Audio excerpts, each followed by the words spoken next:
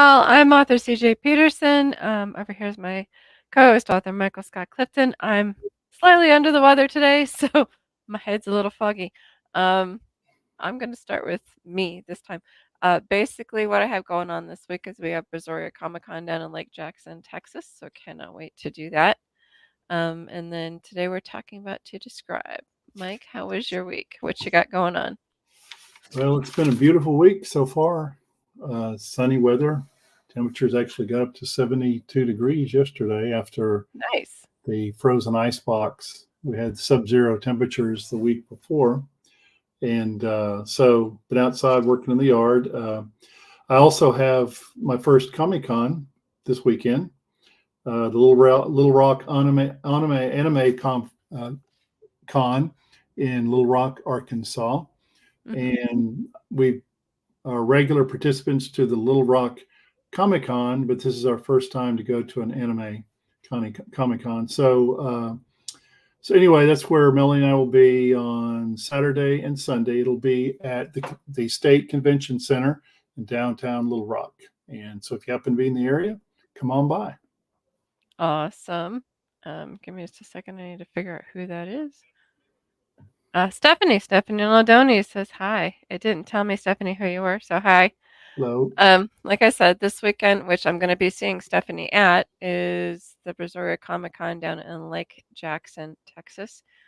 Guests are going to be Stephanie Naldoni, John Grimian, Chuck Huber, Carrie Means, um, Roger Bumpus, and Scott Steiner.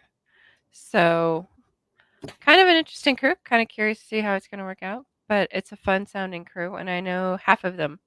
So we've had them at multiple, so I'm excited to see them again. It'll be fun. Well, So this week we're going to be talking about the writer's purpose to describe. This is going to be ending our series. Next week we're going to be talking about how to handle a critique slash review, because that is a thing that authors do need to deal with. And then the next week we're going to be talking about how to give one. And then we're going to have our first guest for the 2024 season, David Baylog of Owl Talon Press. He's also a fantasy author on the 21st of February. So that kind of gives you a head up of what we got coming on. Hold on. To describe, it's a basic English person, place, thing, idea, noun. You're going to describe the person. You're going to describe where they're at. That's their setting. You're going to describe, if they're in a house, are they in a car, where are they? Are they in the woods? And, maybe describe an idea. One thing that's key with these is keeping with the five senses. And Mike, mm-hmm. I have cold brain, so I'm going to need your help with that. Five senses are sight. See, hear, taste, feel. Um, that's four. I got See, four. hear, taste, See, touch, smell. smell. Yep, there's those five. Yep. So it's your basic show don't tell. You want to put them into the story or into wherever it is you're working on. So you can even use the describe in owner's manuals or in procedural manuals, because you need to describe different settings, certain things going on. It's not limited to fiction only. To describe, as I just said, it's the ultimate show don't tell. This is probably the biggest mantra that I hear in the author world is show don't tell. Okay. Mike, would you like to explain to everybody what that means? So showing is actually in the writing. You are like, for example, consider that you're a painter, but your paint are your words. And so when you're describing a scene, much like a painter would be painting a image, um, the more detail that you include in the painting, the more detail that you include in your words, the better the description. Instead of saying, Joe didn't feel good, describe it. Joe's head was just splitting from the hangover he had from the party, the wild party the night before. That's describing. Um, Instead of saying that he walked into a room with bright colors, describe the colors. The wall was painted, a bright blue or a psychedelic purple or something like that. If you're talking about a person, for example, as a writer, and you say your character is angry, well, describe the anger. I mean, what does anger look like? Mhm. Anger can be, you know, they're they're frowning, or which is kind of a cliche. That's not really not a good example, but their eyes are Clenched narrowed, fists their to the forehead, sides. yeah, uh, and the sound, they growled at you. Well, a person growling at you is not happy. Uh, as opposed to just he said, he growled or something.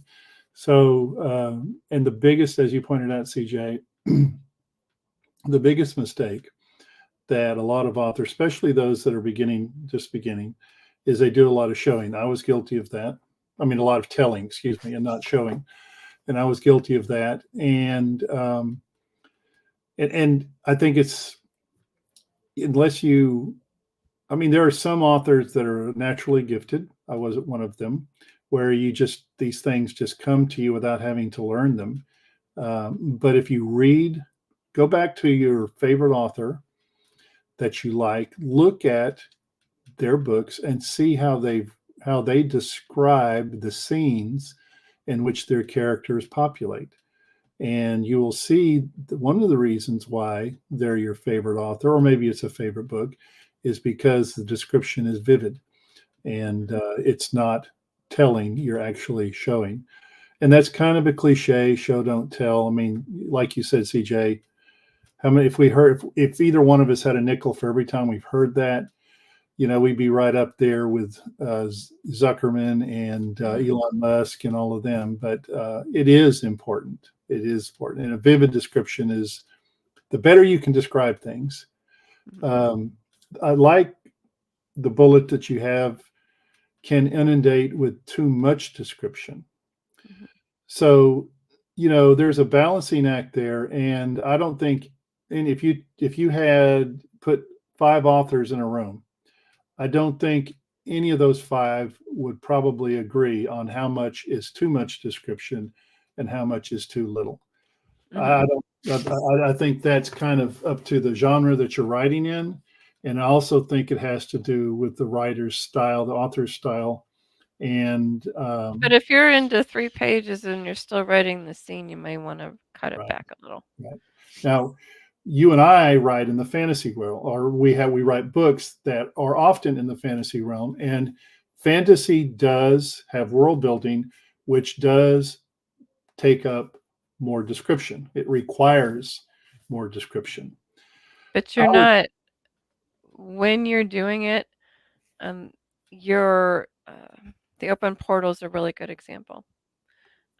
You didn't just list everything about this new world. You let them experience it through her eyes. So you instead of listing, like our last bullet point, sprinkle, kind of sprinkle it around there. instead of doing an information dump, like you Mhm. said.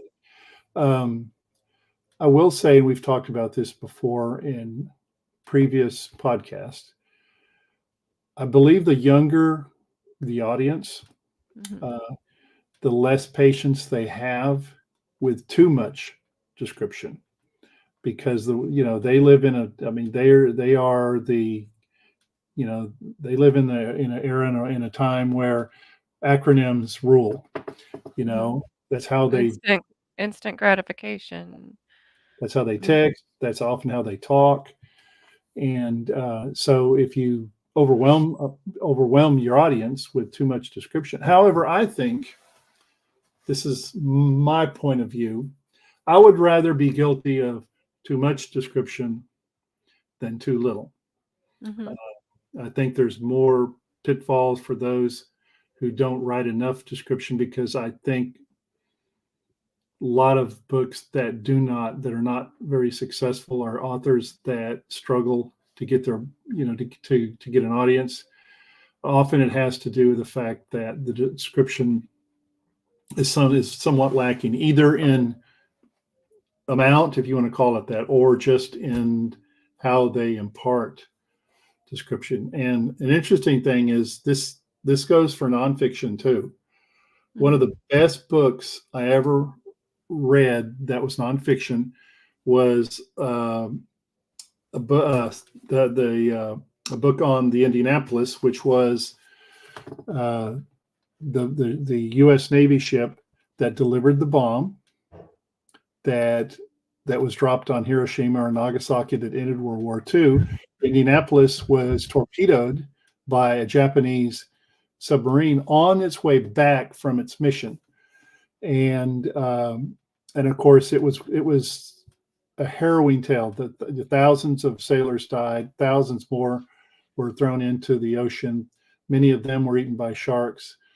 And so, even though it was a historical fact, the depiction and description, even in a nonfiction setting, can be just as important, if not more important, than a fiction story or a fiction book. Well, And and in the my opinion, most important aspect of that though is to basically immerse the reader into the situation. right. Put them there. That's your show don't tell. Uh, I'm going to talk about vivid sounds, smells. It's not just sights. It's touch. Ran her fingers along the brick wall.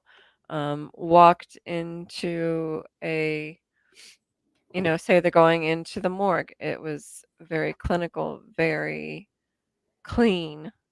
The chemicals were overpowering, along with the smell of decomp.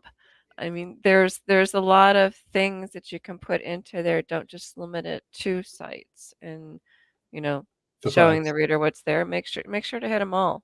Yeah, the more sense. Sometimes they walked into the crime scene. The taste of blood was almost palpable. You could almost taste it, because it was so strong. There's a lot of areas that you can make sure to use that and use it to your advantage. Can you inundate with too much? Yeah. Um, but if you have balance, balance is the key to pretty much anything. Balance it out with your description versus continuing the story, because your reader will get stuck in the description too much Right. and they're not going to remember where you were in the storyline if you Imagine, change. imagine if your character has a secret. Hmm. Imagine if that is part of the story that a book is based upon. And right from the jump, you tell the readers what that secret is. Yeah. Well, why should they continue to read from that point forward? You've given the store away, so to speak. So, you have to balance it out, like you said, and you do. It's important often, depending again on the type of story you're writing, but almost in all cases, don't do an information dump. Sprinkle it along, because if it's an interesting story, your readers will eagerly follow it and look forward to, because they know it's coming. They know that you're Hmm. going, to not leave them hanging. You're gonna complete the picture for them at some point in the book. Exactly. And even describing your characters. She brushed a strand of her long auburn hair out of her face, or her eyes flashed in anger. Her green eyes flashed in anger, or she stood up to her full height, almost matching his 6 foot frame. That stuff tells you what this character looks like without listing it out. There's a difference between that and red hair, green eyes, 5'11". The book that I'm writing right now, for example, the main character in it uh, is a coach that moves to a small town, but there's a reason he has moved, and and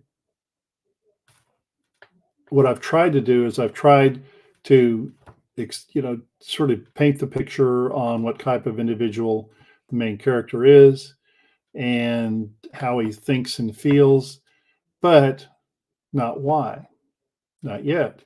And so what I've done is I have taken, the story and given hints of why he moved there Mhm. or what happened, but it's something where you have to follow along in the story before you actually get the complete picture. Again, you don't want to give the story away right from the jump unless it has something to do with what comes later that may even be better.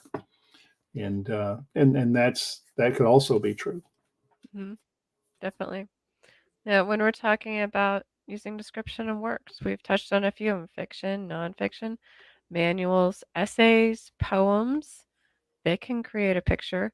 Memoirs, we talked about travel, basically all forms. We're even describing even in text, when you get that list. Now, the critique group I belong to, one of your clients, Skip Hughes, Mhm. is just about. I don't know if he's told you this, CG. He's just about to complete his poetry book or compilation, and so he's been bringing his poems to our critique group for us to look at and to critique. And I am not a poetry person, never Mhm. have been, and with all due respect to Skip, probably never will be. However, poems I have found by critiquing his work are very, very descriptive. Mhm. In fact, I think that's what makes poetry poetry is that it's a lyrical form of writing that paints a very vivid picture, and so and I like his Skip is pretty good at poetry. He's a great poet, and his poems reflect that. But it's poems are very descriptive, even though they don't have the popularity say today that they might have had 50 to 100 years ago. Uh, Well, and the talent that comes from creating, a lot of the vivid pictures that are in poetry. My husband wrote some from his tours in Iraq, and you're there. And you're there in a matter of, you know, just a few words. And to me, it's crazy because it might take me half a chapter to get to that much description. it's I mean, description is, I don't take whatever type of genre writing, fiction, as you've listed them all. Description is always going to be, if not, it's going to be an essential element of it, if not the most essential element. And memoirs, obviously. Why does one write memoirs? Mhm. You're describing, right, what happened in a person's life. And that's exactly what you travel. Travel. That's a whole industry has risen up over travel because they're describing the places they want you to go to and to spend money to fly to or take your cruise to or something like that. It's all description. And Mhm.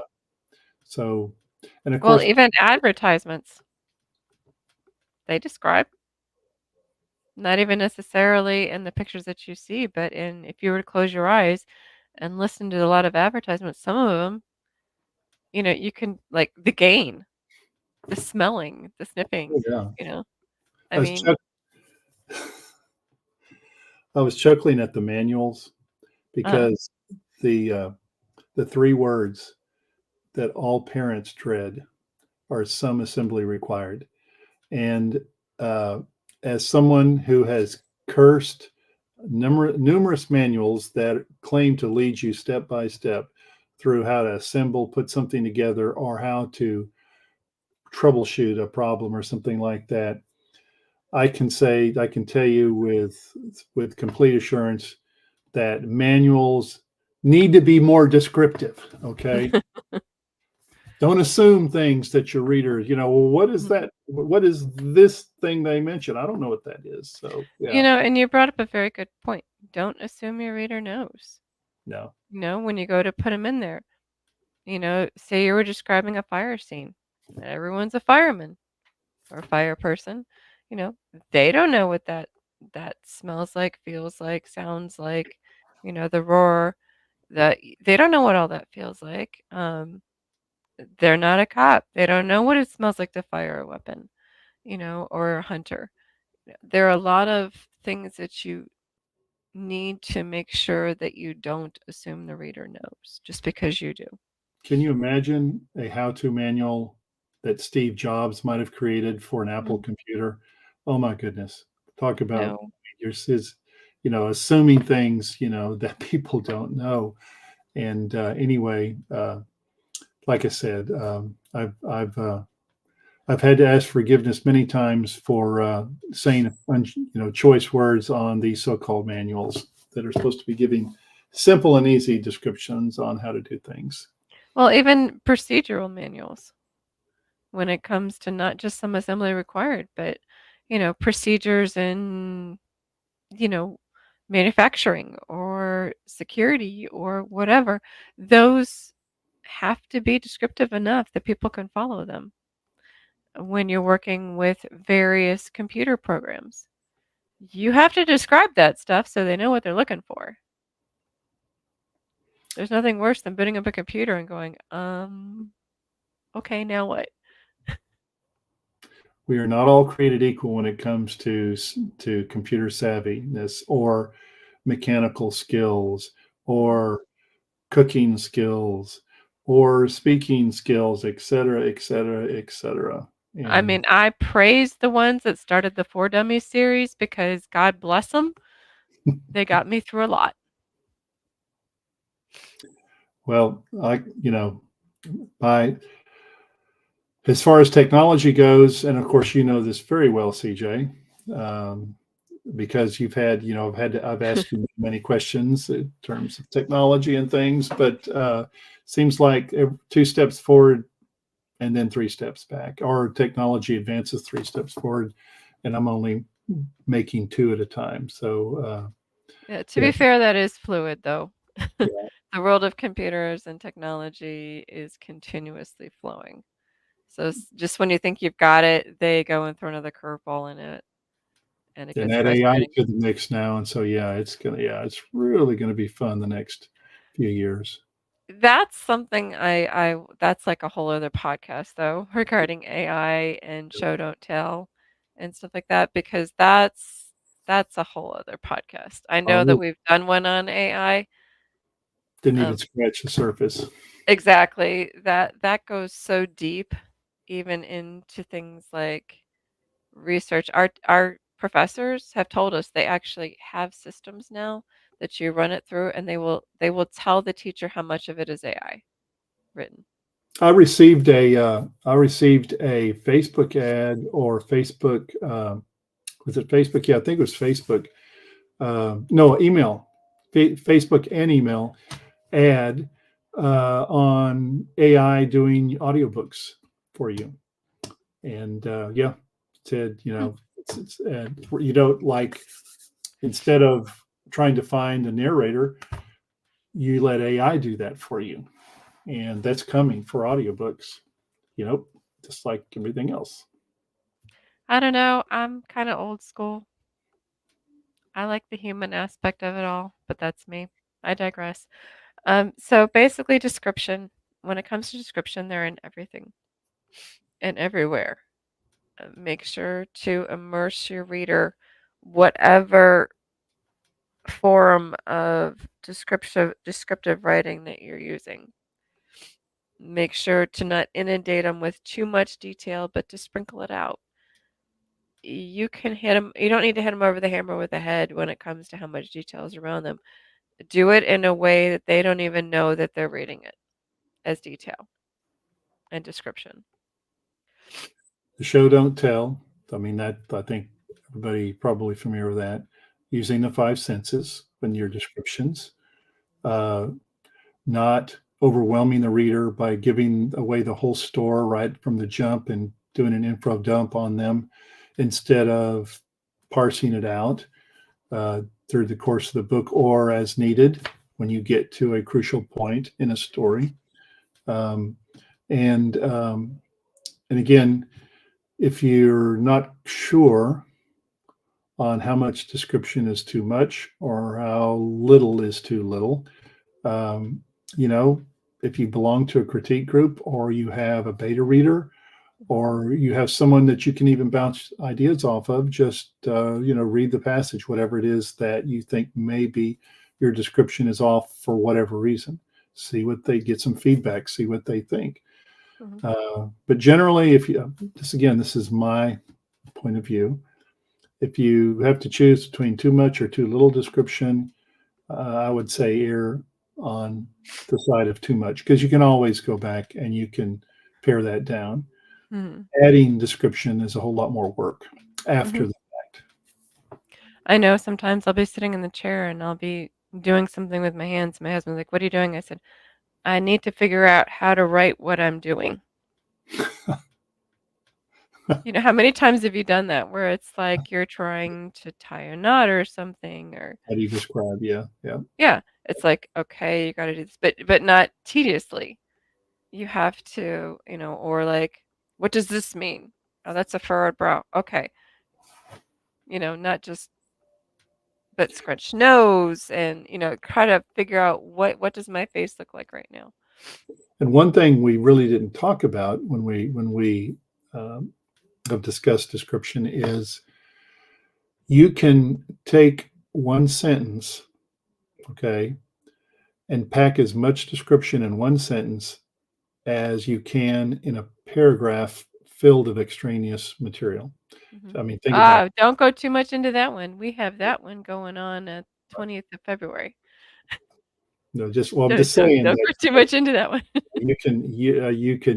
you can tell a lot in one sentence if you craft that sentence wisely. You can get a lot of description in one sentence, and You can get a and the lot of best you can get authors do it. yeah, and you can get a lot into a story. The Yes, biggest challenge I did for myself was writing in anthologies. Try writing a complete story in 2,500 or 3,500 to 7,000 words. You got to do everything that's in that. people just we live in a day and time where you have impatient readers. Hmm. I mean, it's just a fact, and so you just have to, I mean, that's the reality of the times in which we live. I mean, would War and Peace still be a great novel, or Pride and It'd be Prejudice? a doorstop. Yeah, I mean, today I don't think so, but I don't know that for a fact, but I don't think it would.